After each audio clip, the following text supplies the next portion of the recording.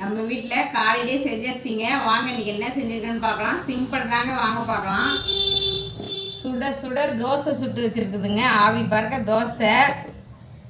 சாம்பார் வச்சுருக்குதுங்க. நல்லா கம்மன்னு தக்காளி சாம்பார் வச்சுருக்குதுங்க. சூப்பராக இருக்கும். தயிர் சாப்பாடு செஞ்சுருக்குதுங்க. இன்றைக்கி மதியானத்துக்கு தயிர் சாப்பாடு செஞ்சாச்சுங்க. தயிர் சாப்பாடு நல்லா பால் ஊற்றி செஞ்சுருக்குதுங்க. கொஞ்சம் பால், கொஞ்சம் தேங்காய் பூலாம் திருப்பி போட்டு வச்சுருக்குது. சூப்பராக இருக்குங்க தயிர் சாப்பாடு.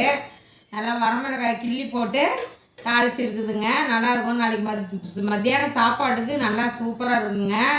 நல்லா கொஞ்சம் பால் ஊற்றுறதுனால நல்லா பிடிக்காமல் இருக்கும். நம்ம பால் ஊற்றி கொடுத்தோம்னா பிடிக்காமல் இருக்கும்.